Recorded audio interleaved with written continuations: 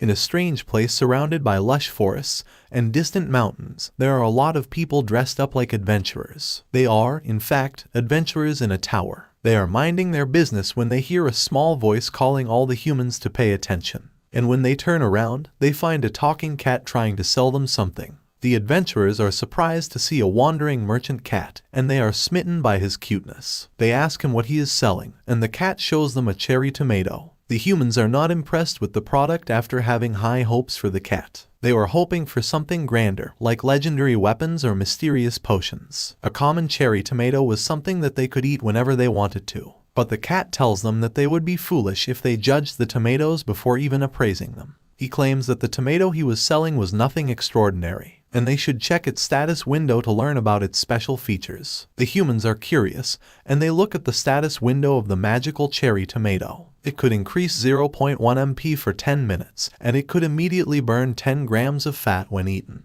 A man says that the value is too low, but the tomato has already found its target audience. The women are going crazy over a product that can burn 10 grams of fat just by consuming it. The cat smiles smugly and tells them that this tomato would cost them 0.5 tower coins per piece. But he is scared when the women adventurers rush at him, willing to buy all the tomatoes he has for even a higher price. A competition breaks out among them, and everyone wants to have the benefits for themselves. A man asks the cat where he got the tomatoes from, and the cat smiles and tells him that it was a secret. Then we are shown the scene of a field where those cherry tomatoes are being grown. A man picks up a tomato, and it seems like he is packing up for today. He tells his assistant, a rabbit carrying a trolley full of tomatoes, that they have harvested enough tomatoes for the day. The man tells his other workers to take a break too, and we see two rabbits trying to harvest another crop. The man then squeezes a tomato into a cup and asks a honeybee to give him some honey. She spits out a big drop of honey, and the man mixes the contents of the cup.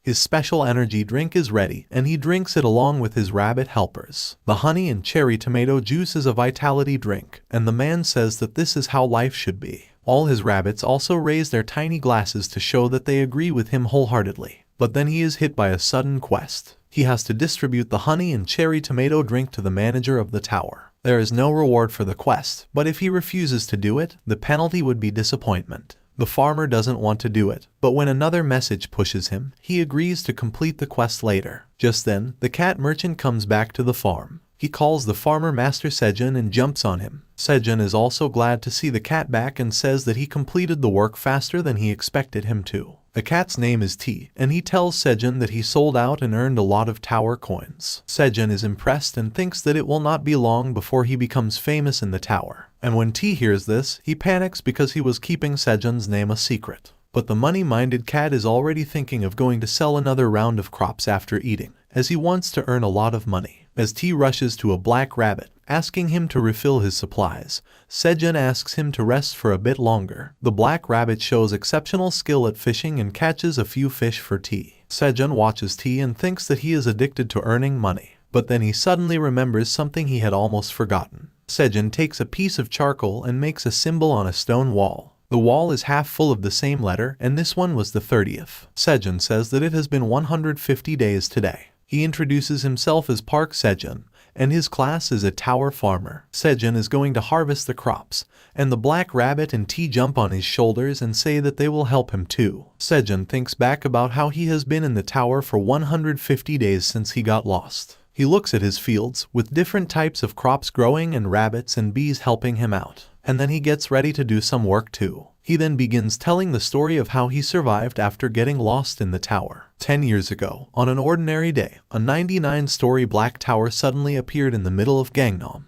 And it was not just in Gangnam but in every corner of the world. A total of 100 towers appeared, and every country started to investigate them. But all anyone could find was the height of the tower, which was 990 meters, and that it was made from a material strong enough to withstand nuclear bomb explosions. But then one day, people started coming out of the tower, walking right through the wall. There was an uproar, and the news reporters surrounded them. They asked the returners how they entered the tower in the first place, and the answer they got was that one day, a black hole appeared in front of them, and they got sucked into the tower. When they opened their eyes, they found themselves on the first floor of the tower. The news gathered everyone's attention, as the same incident was happening all over the world. The people who had gone missing a little while ago were suddenly found coming out of the tower. The following discoveries were made by collecting information from different people who escaped the tower, and they will be made public soon. All 100 towers are connected to one another, and when a person entered the tower, they would find themselves on the first floor. There, they would have to pick one role, either a warrior or a magician. A man is saying this in a press conference. He says that monsters start appearing on the second floor, and every time they clear a floor,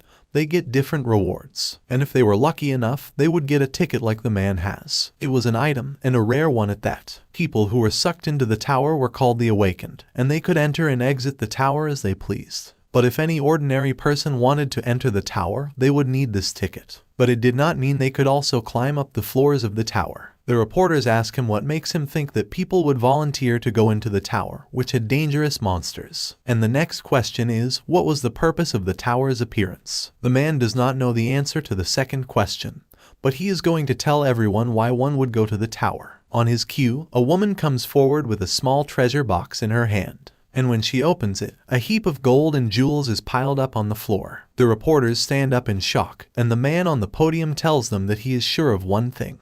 Going up the tower will give them money. This was all a way to get people interested in entering the tower. The Awakened Association had the monopoly over the tickets, and they were charging a ridiculously high amount of money for them. The news of the ticket prices rising from 150 million to 200 million won is live, and a woman is watching it on her smartphone. She is in a mall shopping for vegetables and starts talking with the cashier. She complains that people were putting their lives on the line to make money in the tower, but it was too much for them to charge $200 million for one ticket. She asks the young cashier if he agrees with her, and he nervously tells her that she is right. He was Sejun, 26 years old, and trying to save money for something special. He calculates his savings and finds that after deducting all his expenses, he had about $12 million to spare. He wonders how he could keep his dream alive if the prices for the tickets increased again. He is walking home after his job, and he asks himself, when will he be able to buy a ticket? But he knows that the better question was if he would ever be able to buy the ticket. He is tired of hustling so hard for money, but then he snaps out of his despair. He shouts at himself to keep his spirit up and not give up.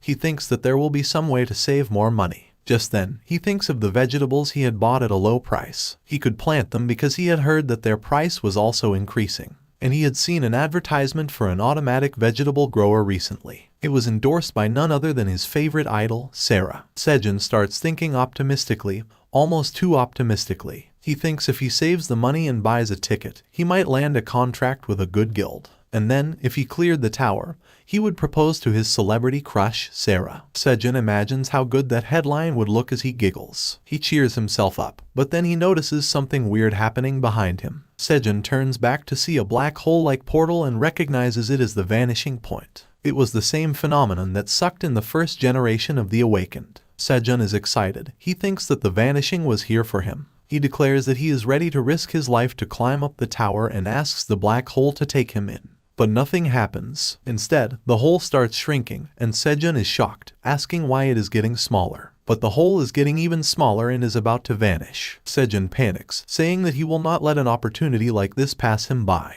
If the vanishing would not take him, he would come to it himself. As he says these words, Sejun jumps inside the hole. He lands on his face when he reaches the other side. He picks himself up and wonders if he really made it inside the tower. Sejun excitedly looks up, speaking of all the things he knew were on the first floor. He wanted to see the fancy chandeliers, marble plaza, and shops selling potions and equipment. But there is nothing like that here. Sejun is in a desolate hole somewhere in the wild. It is an underground dome with an opening at its top through which sunlight pours inside. Sejun gets up and looks at his surroundings, having no clue at all about where he was. He cannot believe it and screams in dissatisfaction, asking where the hell he was. And we see that he was somewhere far away from the tower, in the middle of a forest. Inside the top floor of the black tower, a crystal orb is glowing red and beeping. We see the silhouette of a dragon looking at that crystal ball with shock. The ball had detected a change in the tower, and the dragon must find the cause, because that was its duty as the manager of the tower. But neither the dragon nor Sejun have any idea about each other yet. Sejun recalls everything he had heard about the tower's first floor in the interviews with the Awakened. Someone said it was like a very spacious palace, and there were many things that they could buy there. Yet another man said in an interview that the training hall was the most important thing on the first floor. That is what Sejun had heard, but looking at his place,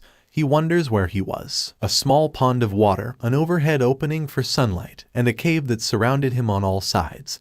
This was all he could see right now. Sejun is defeated by his fate, and he is sitting on a corner, visibly exhausted and utterly devastated. He had roamed the cave for an entire day and found no exit. There was no trading ground or store. In fact, there was nothing here at all. He had screamed for help, and no one heard his call, which meant no one was even around this place. And there is only one possibility that comes to his mind, and it terrifies him. He was lost inside the tower. As he is having a bout of panic, his phone alarm rings. Sejun is sure that his alarm is accurate, and it marked that one whole day had passed here. His stomach growls, and Sejun admits that he was hungry. He takes out all the things he had with him. A bottle of water, some cherry tomatoes, green onions, sweet potatoes, and an apple. That was all Sejun had with him, and he decided to eat the apple first. Eating an apple in the morning was something he liked, and the one he just ate is too delicious. But it is not nearly enough, and Sejun eats a sweet potato after it. And the texture, taste, and moistness of the sweet potato were something he was not expecting.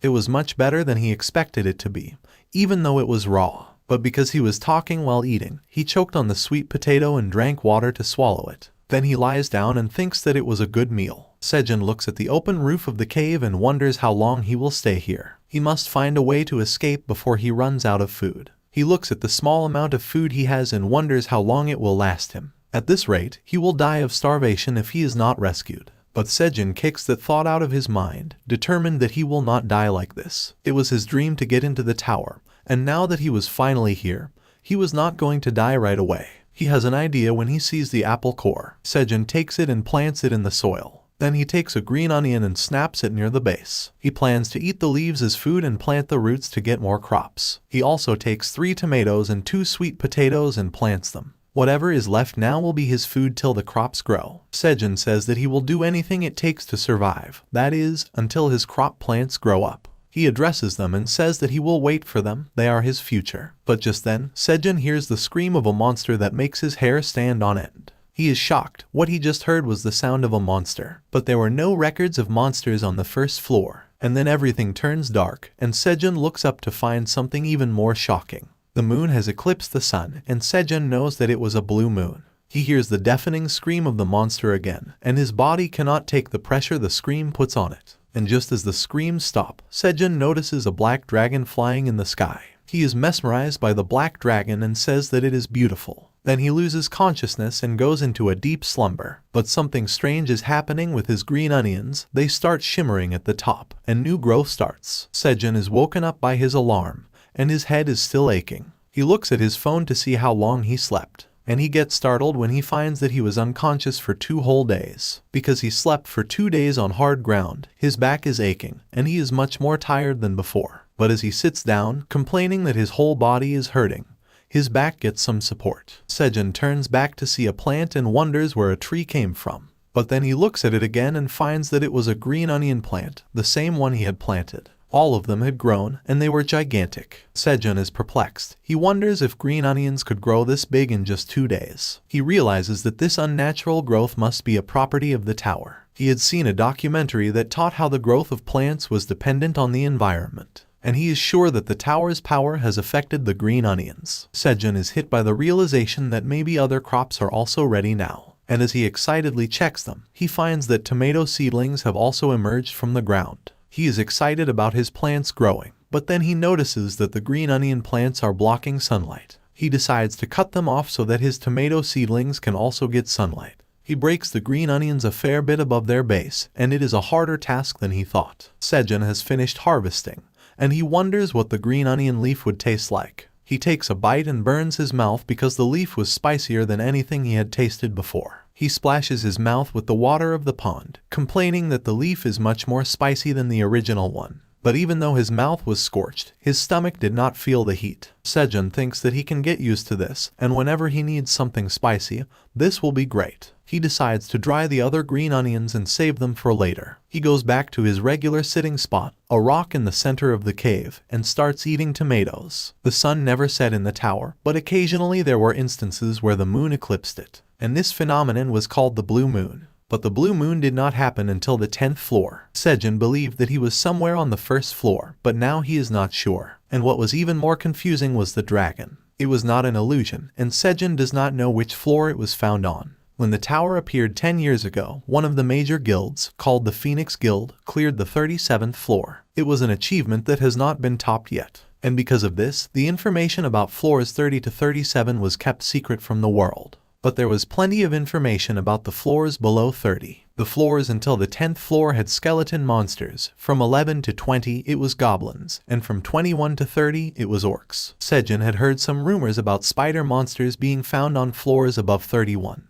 But there was no surety of the news. Yet he had never heard anything about a dragon. He had never heard of anything mildly similar to it, not even lizard monsters. Sejin is lying down as he wonders if he is on a floor so high that no one has yet reached it. But then water drops fall on his face, and Sejin gets up. Was it raining in the tower? He had heard that the weather was almost always pleasant, and as he looks up, the sky is clear too. But he spots something moving very fast and gets scared that it is a monster. But the creature he just saw comes forward, and it is a cute rabbit drooling over Sejin's crops. Sejin is surprised and wonders if the rabbit was a monster too. The rabbit jumps down the hole, and Sejin rushes to catch it. But the rabbit uses his head as a stepping stone and lands safely on the ground. He hops to the green onion plants, and Sejin realizes that the rabbit was something extraordinary. The rabbit points at the green onion plants, and Sejin asks if he wants to eat them. The rabbit gives his response, and Sejin understands that he wants to eat. He breaks the leaf of the green onion and gives it to the rabbit, who gladly takes it. He eats it greedily, and Sejin tells him that he could have more if he liked it. And then Sejin notices that the plants have already grown back. At this rate, he will have to harvest them twice daily. But the rabbit starts saying something loudly, and Sejin finds he is not talking to him. He looks above, to the entrance of the cave, and finds another rabbit coming towards them. She lands and hands the first rabbit a straw hat and a watering can, and they both stand in front of Sejin. Sejin is surprised to see another rabbit, but then he thinks that the two are somehow related. He asks the rabbits if they are married, and they tell him that he is right. Sejin starts thinking of keeping a diary of his life in the tower, and on the first page of that diary, there will be the story of a rabbit couple who joined him in the cave. The rabbit couple starts working for Sejin, and their job is to help him raise and harvest the crops. They are chatting with each other as they do their jobs, and Sejin can tell that they are a great couple, even though he does not understand them. But he wonders how it came to this. Yesterday, after the rabbits introduced themselves to Sejin, they told him that they wanted to live in the cave, and they looked too cute as they tried to persuade him. Sejin felt that he might die from a cuteness overdose and accepted their request with a condition. He told the rabbits that they could not live here for free. If they helped him in farming, he would consider letting them stay. He thought it would dissuade the rabbits a bit, but instead of hesitating, they jumped at him and started cuddling. And Sejin had to show great restraint to not let them in without a test, because cuddling with their soft fur made him want to adopt them both. Now he is sitting in his position, watching the rabbits work. He thinks that the rabbits were using their cuteness to control him, but he lets that slide. But on that note, he asks the rabbits if the tools they were using were items. The husband rabbit had a watering can that seemed to have an endless supply of water, and Sejin is not sure about it. But it seemed to him that the wife rabbit had a magic pocket that contained all the tools she needed for farming. Sejin says that he was jealous and wished that he had such a wonderful item. The rabbits have completed harvesting the green onions, and they are excited to show them to Sejin. Sejin tells them to dry the green onions and starts inspecting other crops too. But the rabbits are looking at Sejin with eager and impatient eyes. They are asking him a question, and Sejin understands what they want. He tells them that they passed his test, and now they could live in the cave. The rabbits jump for joy upon hearing the good news and start talking about something.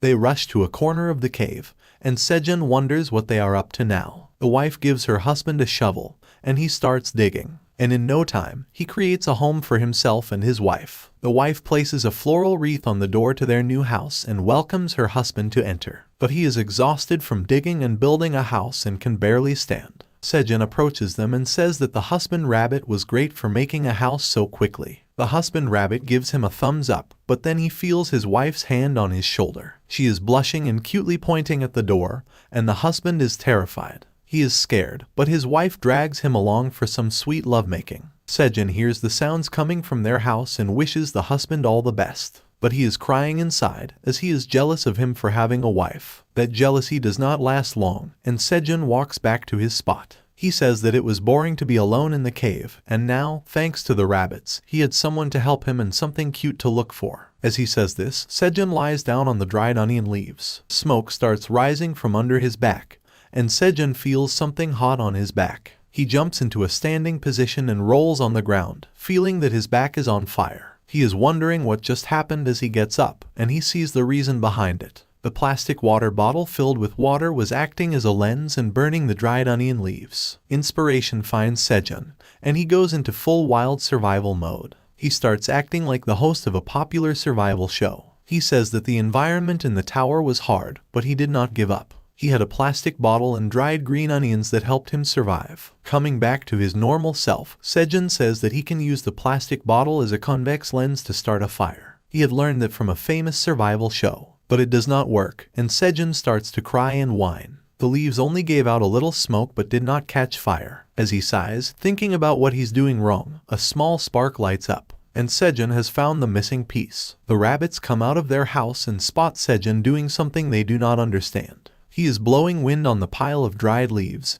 hoping that they catch fire. The rabbits approach him, and Sejun asks them to blow wind on the leaves while he uses the bottle as a lens. They start working together, and Sejun begs for a fire to start. And just after a little while of trying, the leaves catch fire. Sejun is elated. He finally has fire. He looks back at the onion plants and decides to cook them. He cooks one stalk over the fire, and the rabbits stare at him with confusion. Sejun thinks that his onion was cooked enough. He peels the burnt part and then takes a bite. The rabbits see him shuddering, and Sejun lets out a cry of joy. The cooked onion leaf was so sweet that Sejun was overjoyed. He thinks that his mouth felt like a green horse running wild in a green field. He repeats that it is delicious and starts roasting another one. The rabbits are also curious about what difference cooking would make, so they roast one for themselves. And as they eat it, their eyes gleam with the joy of eating something so sweet. This is the second entry in Sejun's diary about staying in the tower. He discovered fire, ate warm food, and went peacefully to bed. Many days have passed, and now Sejun is used to the lifestyle of a farmer. He wakes up in the morning and goes to wash his face at the pond.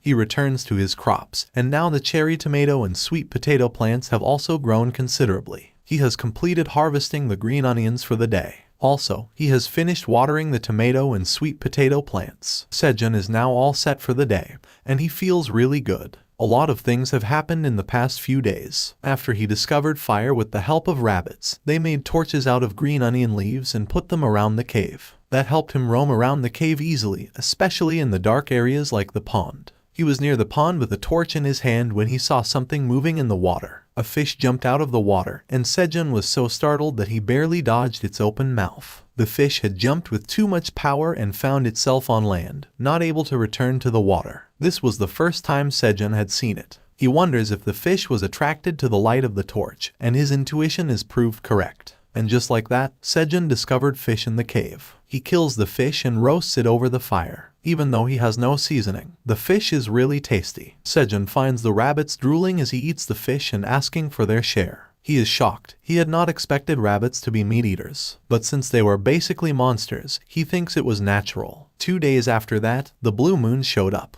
And using his phone, Sejun found out that the blue moon appeared every 30 days on this floor. He was using a laptop and a power bank to keep his phone charged so that he could keep track of the date. But their batteries also dried out eventually. So Sejun had no choice but to start marking the number of days on a wall. And this was how he was keeping track of time now. Back in the present, it is the 61st day. And Sejun thanks the rabbits that go to bed exactly at 7 p.m. and wake up at 5 a.m. Because of that, he can keep counting the days without making mistakes. And even though the sun never set inside the tower, their body clock was adequately reliable. And a few days ago, something amazing happened. We see the tired husband rabbit open the door of his house, and without wasting a moment, a group of baby rabbits bolt out. They were the children of the rabbit couple that were recently born. And now they are fond of Sejun, who is their uncle. They run straight at Sejun and jump on him, casting him to the ground. They are really cute, and Sejun cannot get enough of their cuteness. Even as they chomp his face,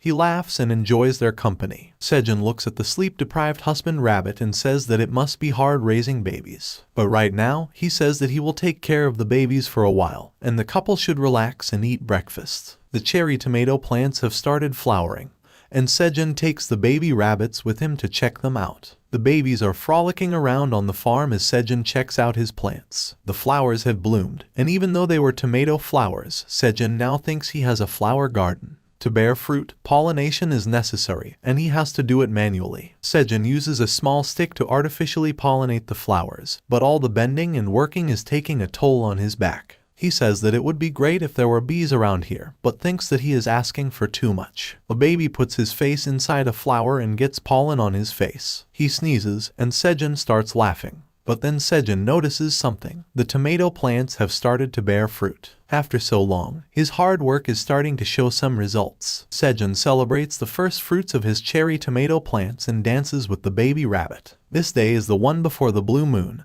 and as it is about to approach, Sejun makes preparations to survive it. He puts out the fire and stores a small amount of burning leaves under huge boulders. He is wearing makeshift clothes made from onion leaves and thinks that it will be enough to stay warm and hidden. The rabbits also head back to their homes as the time for the blue moon draws near. There is something scary that happens whenever the blue moon occurs, and Sejun is confident that they are going to survive it like the previous ones. He thinks it's going to be a piece of cake and goes into hiding. The blue moon starts, and monsters start screeching throughout the forest. Sejun is not afraid, but he is tired and hopes that the blue moon ends soon. To prepare for an unlikely situation, he has already hidden the things with a strong odor and is now hiding in a corner. But since it is hard to tell how much time has passed, he is getting tired of waiting. The monster cries do not help either, they are far away, but they can still make him shiver. As he hopes that this blue moon also passes without incident, he hears a loud roar. It was different and more intense than the voice of other monsters, almost like it was close to him.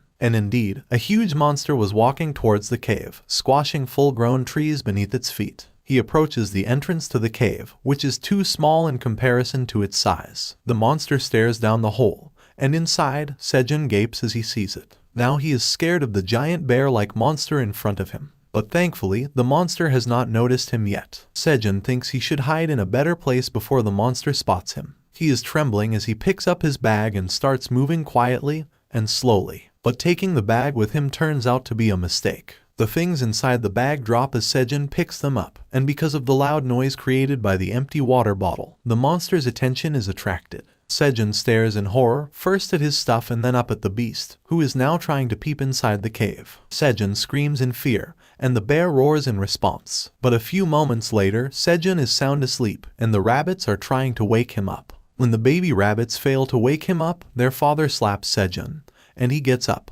He gets up in shock, still afraid of what he saw before passing out. He asks the rabbits what happened to the blue moon, and as he looks around, he realizes that it was over. The husband rabbit tells Sejun that he was unconscious when they found him, and he says that he passed away when he saw a monster. But he himself wants to know what happened after that. When he saw the monster trying to force his entry into the cave, he was terrified and could not move. The monster roared, and he passed out. Sejun remembers it and shivers. He almost lost his life at the hands of that monster. He is feeling cold, and the wife rabbit creates a big fire and a blanket of onion leaves. Sejun sits in front of the fire with the baby rabbit snuggled up with him. The wife's rabbit also brings him roasted fish, and Sejun thanks her. As Sejun is eating, he realizes that the monster has noticed this place. It may have been because of another monster or because it could not get inside the cave because of the small entrance, but the monster left without causing harm. But there was no guarantee that if it came the next time, he would stay safe. He thinks that he got lucky this time, but it may go differently next time. After everything he has done to survive, he does not want to die, and he thinks that what he could do right now is eat well and survive. Sejun is eating his fish when the husband rabbit comes to him, wanting to show him something. Sejun follows him and finds something unbelievable. A cherry tomato was ripe, but it was nothing like he had expected. It was blue and glistening in the sunlight. Sejun is shocked, but the blue color is not the first thing he notices about the fruit. He bows down and tries to pick up the big and ripe fruit, and then he wonders why it was blue. He wonders if the tomato is ripe, and just then, something appears in front of him. A window opens up in front of Sejun, and it tells him that he has completed the quest to harvest a fruit containing the energy of the blue moon. Sejun is shocked. He cannot believe that the thing in front of him was an actual message window. The message on the window changes, and now it says that the manager was interested in him because of his amazing achievements. It was keeping a keen eye on Sejun, but it was not happy. Sejun is confused. Why would the tower manager not be happy with him? and the husband rabbit does not know anything that is going on. Sejun is informed that he was not a duly invited guest, and the tower manager has accepted it as a blunder it wants to hide. Sejun is shocked and asks the window what it means. Was it a mistake that he ended up in the tower? He lashes out, saying that after he spent more than 2 months in this place, the tower manager dared to say that it was a mistake. He says that if that were the case,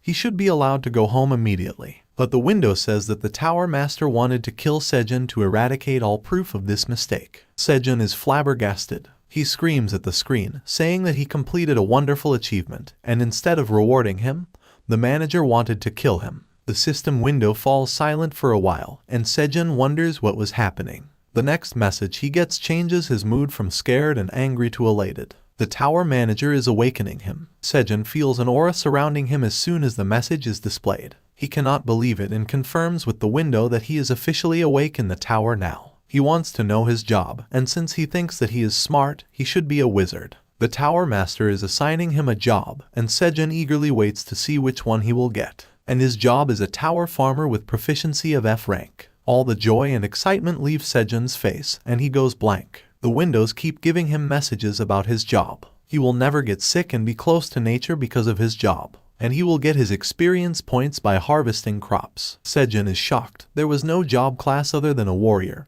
and a magician inside the tower. How could he be a farmer? He commands to open his status window and finds that his talent is ordinary and his stats are all at 1. He stares at his status window, but the only thing he can focus on is his ordinary talent. He thinks of a far-fetched scenario, one of a future where he succeeds in clearing the tower. He is the main guest of a late-night talk show, and the host introduces him as the man who cleared the tower despite having ordinary talent. The host asks the audience to applaud for Sejun and then asks him what his job was. Sejun acts cool, and as he says that he was the tower farmer, everyone finds him attractive. But this imaginary scenario is too pathetic. Even though Sejun has cleared the tower in it, he is still a farmer. He yells out in frustration and tries to smash the blue tomato to the ground, saying he did not need it. But then he looks at the scared and concerned faces of the rabbits and stops. Sejun is taken aback by the influence his actions had on his friends and looks at his farm, then at the tomato in his hand. He was not alone in growing it. Everyone had worked hard to reach this point. Sejun decides that he is going to keep farming,